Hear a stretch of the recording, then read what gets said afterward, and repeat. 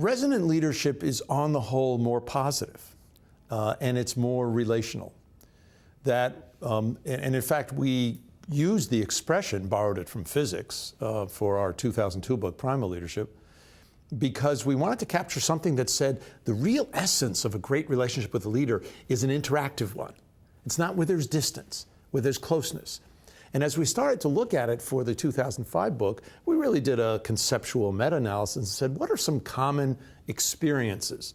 Now, it's based on our own and a lot of other people's research, and right now, we're writing up an fMRI study on resonant versus dissonant leadership experiences of 50-year-olds with these different things to be able to pinpoint what are the neurological processes. But our contention is that when you are in a resonant relationship with a leader or with a spouse or partner or anybody, you will more likely experience mindfulness, hope, compassion, and at least in Western cultures, certain Western cultures, playfulness. To date, these are the experiences that we think both link the two people in a resonant relationship, including when one of them may be in a relative leadership position. But these are also four key experiences that the medical research is now starting to show enable the human body, mind, spirit to rejuvenate itself. And actually what we're now showing is the only thing that can help ameliorate the ravages of chronic stress, which we're all under, especially if you're in a position of responsibility, are these kind of resonant relationships. And yet so many things we encounter in life and in our organizations pull us apart from that. And in fact, Annie McKee and I titled the chapter 3 of the Resonant Leadership book, Dissonance is the Default, because we think that basically when a person is trying to do their work in their life in today's conditions, the stress gets to you. And it's not the acute stress. It's not like, oh my God, there's a product recall. It's the annoying stress, like the computer doesn't boot up fast. It's the sum total of that every day, day in, day out, that drags you down. And we are now starting to show with some of the research on different approaches to coaching, that when you coach somebody toward things that they should be attending to. So we gave 2 30-minute coaching sessions to college sophomores, one to what we call the positive emotional attractor, one to the negative. The positive emotional attractor, 30 minutes. Tell me what your life would be like in 10 years to 15 years if everything were absolutely perfect. And how did your experiences at Case Western Reserve possibly help that?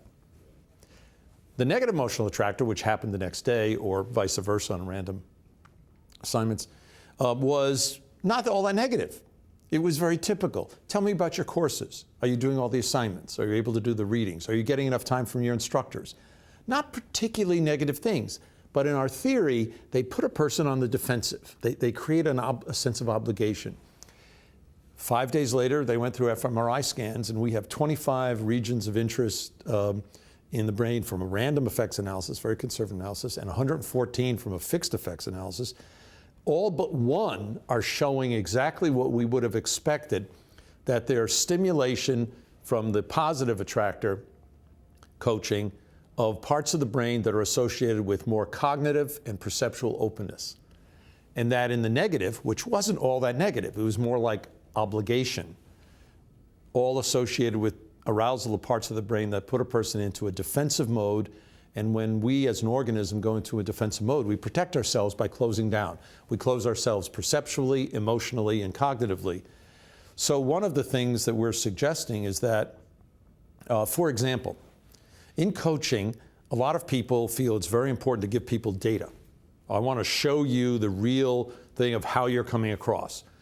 I mean, I was in the consulting field on and off since the late 60s, and one of the things people did, even in the late 60s, is give 360 feedback or assessment centers.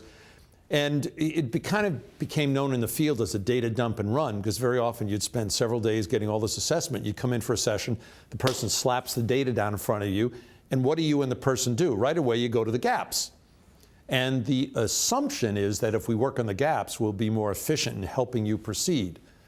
Well, our data is now confirming what we suspect, that as soon as you focus on the data, people are socialized to protect themselves. So they'll look for the gaps. As soon as they look for the gaps, they start to close down. So you actually are then coaching people into a state of cognitive impairment. And yet, there are entire multi-billion-dollar parts of the coaching industry that are focused on this issue of give people the data and help them work on their weaknesses. And our contention is that while that's an important part of the process, if you do that first, you'll never get to somebody considering the possibilities. You'll never get to the sustainable effect. I mean, it's very similar, and it overlaps to some extent with what Barbara Fredrickson has done, with other things that Ed Deci has done, certainly Bob Keegan.